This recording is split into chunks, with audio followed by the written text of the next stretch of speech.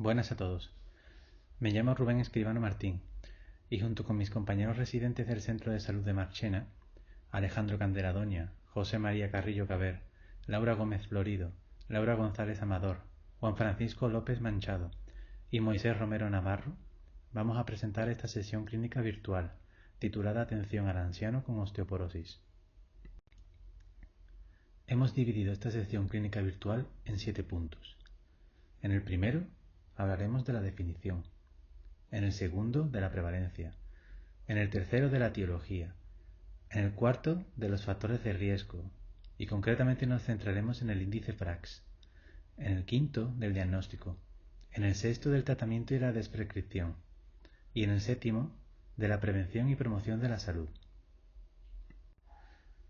Primer punto. Definición.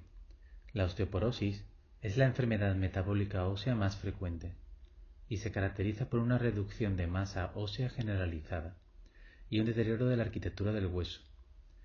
Cursa de forma asintomática y progresiva hasta que se produce la primera fractura. De hecho, el 80% de los que la padecen no llegan a ser diagnosticados de ella a pesar de presentar esa primera fractura. Segundo punto. Prevalencia. En el gráfico de la diapositiva podemos comparar la prevalencia de nuestro país con otros países europeos.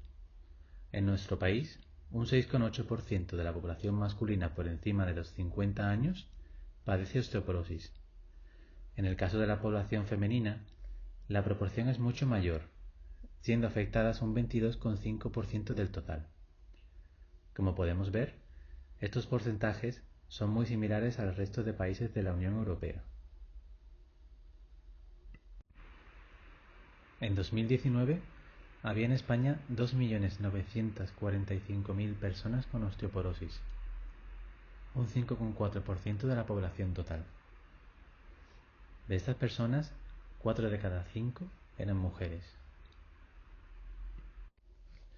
Esto quiere decir que en ese año, en 2019 en España, había 1.827.000 mujeres subsidiarias de tratamiento para la osteoporosis. Sin embargo, solo tenemos registros de que fueron tratadas 656.000 mujeres, por lo que se deduce que 1.171.000 mujeres no fueron tratadas para su osteoporosis. Estamos hablando de que en ese año había un 64% de las mujeres que no estaban recibiendo el tratamiento necesario para su enfermedad. A nivel mundial, las fracturas por fragilidad afectan a 1 de cada 3 mujeres y a 1 de cada 5 hombres por encima de los 50 años. En 2019 se registraron un total de 285.000 fracturas por fragilidad. Esto quiere decir que se produjeron 782 fracturas por día, o lo que es lo mismo, 33 fracturas a la hora. En cambio, en 2035 se prevé un incremento del número de estas fracturas de casi el 30%. Con estos datos, lo que queremos transmitir es que nos encontramos ante una de las enfermedades crónicas de mayor impacto, solo superada por las cardiopatías isquémicas, las demencias y el cáncer de pulmón. Los tipos de fracturas por fragilidad más frecuentes son las fracturas vertebrales, de cadera, pelvis, antebrazos, muñecas y costillas. Tercer punto. Etiología. La naturaleza rígida del hueso hace pensar que se trata de una estructura inerte, lo cual no es cierto. El hueso es un tejido dinámico que desempeña la función tanto de sostén como metabólica. Todo ello gracias a un proceso continuo llamado remodelado óseo, cuyas funciones fundamentales son reparación de las fracturas y microfracturas, adaptación del esqueleto a las necesidades mecánicas en cada momento y mantenimiento de la hemostasis de, entre otros, calcio, fósforo y magnesio. El remodelado es un proceso muy complejo y no conocido aún en su totalidad. De manera muy simplificada, consta de 3 fases que, cuando se alteran, originan las enfermedades metabólicas óseas. Primero, la fase de resorción. Las células implicadas son los osteoclastos y sus marcadores fundamentales la hidroxiprolina urinaria y la fosfatasa ácida. Segundo, la fase de formación. Las células implicadas son los osteoblastos y su marcador, la fosfatasa alcalina. Y tercero, la fase de mineralización. Está regulada, entre otros, por el osteocito y están implicados en ella la vitamina D, el calcio y el fósforo. Cuarto punto. Factores de riesgo asociados a osteoporosis. Existen dos tipos de factores de riesgo según su grado de evidencia. Los factores claramente asociados a osteoporosis y otros factores asociados con menor consistencia. Entre los primeros encontramos el hipogonadismo, la menopausia precoz o la menorrea, la anorexia nerviosa, la malabsorción, la artritis reumatoide, la diabetes, particularmente la de tipo 1, la inmovilización, la enfermedad de Cushing y fármacos como los glucocorticoides, los inhibidores de la aromatasa y agonistas de las hormonas liberadoras de gonadotropinas. Entre los factores asociados con menor frecuencia a la osteoporosis encontramos el hiperparatiroidismo, el hipertiroidismo, el déficit de calcio, el déficit de vitamina D y fármacos y tóxicos como los inhibidores selectivos de la recaptación de serotonina, inhibidores de la bomba de protones, anticonvulsionantes, antirretrovirales, el alcohol o el tabaco. Para calcular el riesgo de fracturas utilizamos el Fracture Risk Assessment Tool, o índice FRAX, que divide el riesgo de fracturas mayores por fragilidad a los 10 años en bajo, es decir, menos del 10%, moderado, entre un 10 y un 20%, o alto, más de un 20%. En esta diapositiva podemos ver un ejemplo de calculadora FRAX.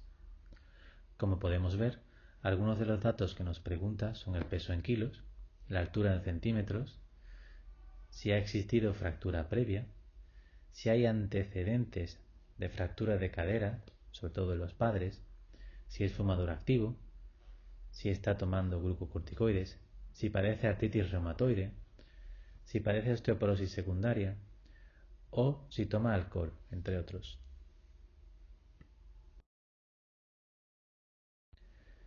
La realización de este índice está indicada en los pacientes a los que se está valorando la realización de una densitometría ósea, los pacientes a los que se está valorando iniciar tratamiento para osteoporosis y a los mayores de 65 años.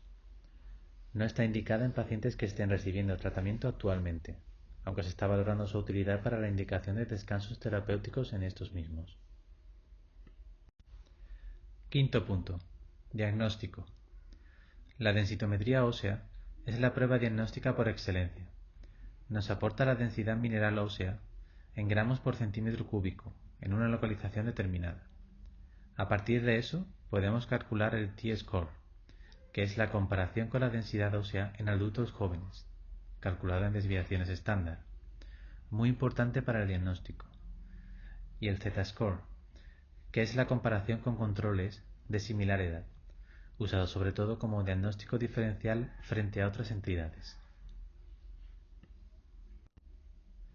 En esta diapositiva podemos leer las indicaciones para la realización de una densitometría ósea de la International Society for Clinical Densitometry de 2013. Entre ellos encontramos mujeres de 65 años o más, mujeres posmenopáusicas menores de 65 años con factores de riesgo, por ejemplo, bajo peso corporal, fractura previa, uso de medicamentos de alto riesgo, enfermedad o condición asociada a pérdida de hueso. Mujeres perimenopáusicas que presentan factores de riesgo como bajo peso corporal, fractura previa o uso de medicación de alto riesgo. Hombres mayores de 70 años o menores de 70 años con factores de riesgo para fracturas, como los dichos previamente, es decir, bajo peso corporal, fractura previa, uso de medicamentos de alto riesgo o enfermedad o condición asociada a pérdida de hueso. Adultos con fracturas por fragilidad ósea, adultos con medicación que puede asociarse con baja masa ósea o producir pérdida de masa ósea, cualquier persona candidata a iniciar tratamiento o en tratamiento farmacológico para la osteoporosis, para monitorizar el mismo, y cualquier persona no tratada en la que la evidencia de pérdida ósea pueda conducir a tratamiento. En cambio, la Sociedad Española de Medicina Familiar y Comunitaria recomienda no usar el cribado poblacional y valorar la indicación de densitometría según factores de riesgo. 2 factores de riesgo elevado o más, un factor de riesgo elevado y 2 moderados, o 4 factores de riesgo moderado, serían indicación de realización de densitometría ósea.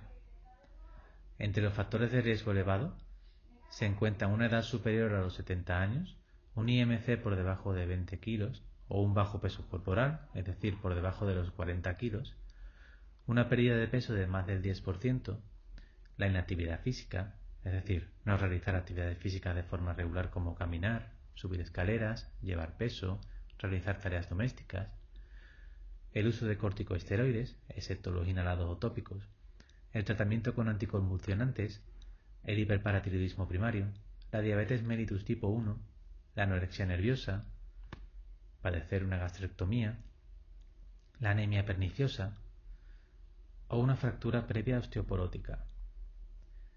En cuanto a los factores de riesgo moderado, encontramos el ser mujer, el consumo de tabaco, solo en caso de los fumadores activos, la baja o nula exposición solar, antecedentes familiares de fractura osteoporótica, menopausia iatrogénica, es decir, la producida por oophorectomía bilateral, radioterapia, quimioterapia o bloqueo hormonal, una menopausia precoz, antes de los 45 años, en periodo fértil, por debajo de los 30 años, en la menarquia tardía, por encima de los 15 años, la no lactancia natural, una ingesta cálcica por debajo de 500 o 850 miligramos al día, el hiperparatiroidismo o hipertiroidismo, la diabetes mellitus tipo 2 y la artritis reumatoide. Sexto punto. Tratamiento. En cuanto al tratamiento, nuestro principal objetivo es la prevención de fracturas, tanto primaria como secundaria. En la prevención primaria, es muy importante identificar a la población de riesgo y utilizar el índice FRAX para valorar la indicación de realizar o no densitometría ósea. Un índice FRAX con un riesgo de fractura superior al 10% es indicación de densitometría ósea. El tratamiento dependerá de los resultados de la densitometría ósea. En el caso de osteopenia, se puede considerar el tratamiento con alendrónico o risedrónico en mayores de 65 años, recomendándose un control a los 3 años con una nueva densitometría ósea. En el caso de la osteoporosis sin osteoporosis vertebral grave, está recomendado el tratamiento con alendrónico o risedrónico durante 5 años y revisar. También se pueden considerar otros tratamientos como el zoledrónico o el denosumab. En el caso de la osteoporosis vertebral grave, el tratamiento recomendado es teriparatira durante 24 meses y cambiar tras fin de tratamiento. También podemos considerar otros fármacos como el romosozumab. Este solo se puede indicar durante un máximo de 12 meses. La osteoporosis vertebral grave consiste en haber padecido o padecer una fractura vertebral grave, un T-score espinal por debajo de -4, padecer una fractura vertebral moderada y un T-score por debajo de -1,5. En la prevención secundaria de las fracturas, la densitometría ósea no será necesaria, aunque sí recomendable, para iniciar el tratamiento antirresortivo en las fracturas vertebrales o de cadera. En el resto de localizaciones, sería necesaria una densitometría ósea para indicar el tratamiento. Si la densitometría ósea es normal, no es necesario iniciar tratamiento. En el caso de la osteopenia, podemos considerar iniciar tratamiento antirresortivo, como por ejemplo el alendrónico o el risedrónico, en pacientes mayores de 65 años, con una nueva densitometría ósea a los 3 años de control. En el caso de la osteoporosis sin osteoporosis vertebral grave, Está indicado el tratamiento con alendrónico o risedrónico durante 5 años sin reevaluar. Se puede mantener ese tratamiento hasta los 10 años. En el caso de mala tolerancia a estos dos fármacos, se podría optar por el zoledrónico. Otra opción es el tratamiento con denosumab, que se mantendría durante 5 años con una posterior reevaluación. También es posible mantener este fármaco hasta los 10 años. Después de este tiempo, es necesario pasar a bisfosfonato. En el caso de la osteoporosis vertebral grave, el tratamiento de primera opción es la teriparatida durante 24 meses. También podemos considerar el romosozumab durante 12 meses en pacientes con un Regicor por debajo del 10%.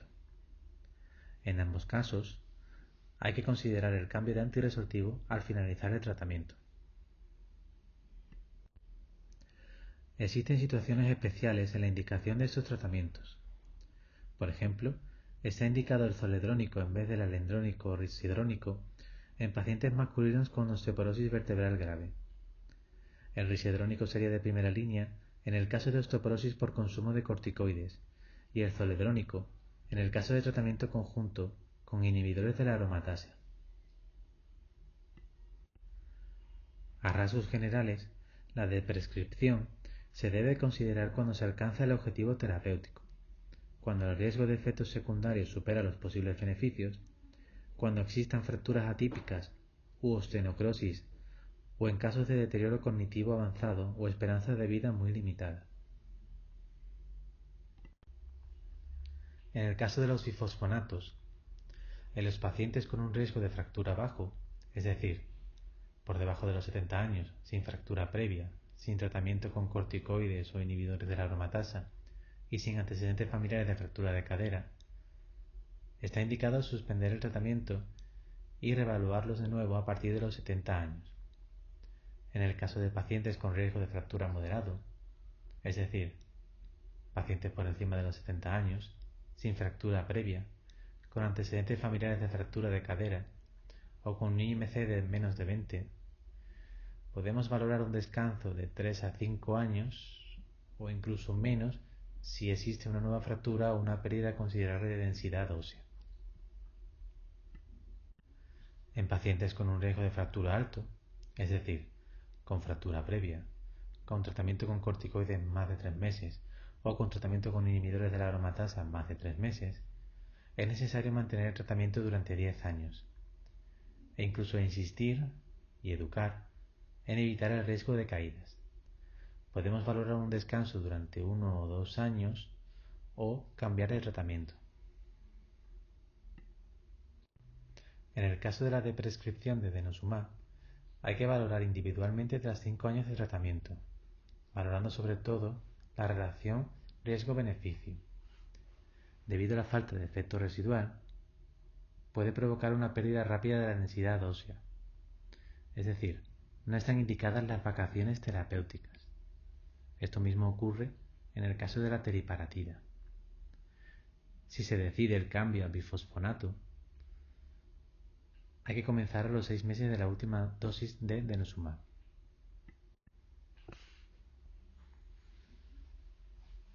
Son también muy importantes las medidas no farmacológicas.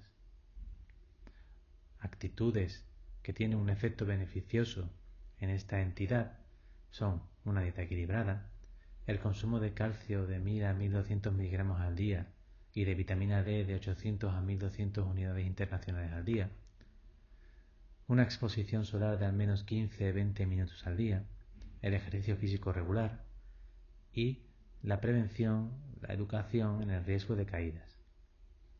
Tienen un efecto perjudicial el consumo de tabaco, el consumo de alcohol, el consumo de cafeína y el consumo de fármacos como hipnóticos, antiperceptivos y diuréticos.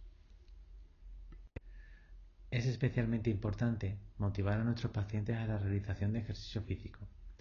El ejercicio de fuerza-resistencia de alta intensidad, junto con una alimentación rica en calcio y vitamina D, han demostrado aumentar la densidad ósea, la masa muscular y la prevención de fracturas.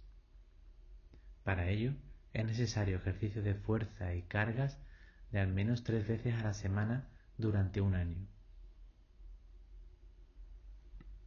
La prescripción de ejercicio físico debe ser individualizada a cada tipo de paciente.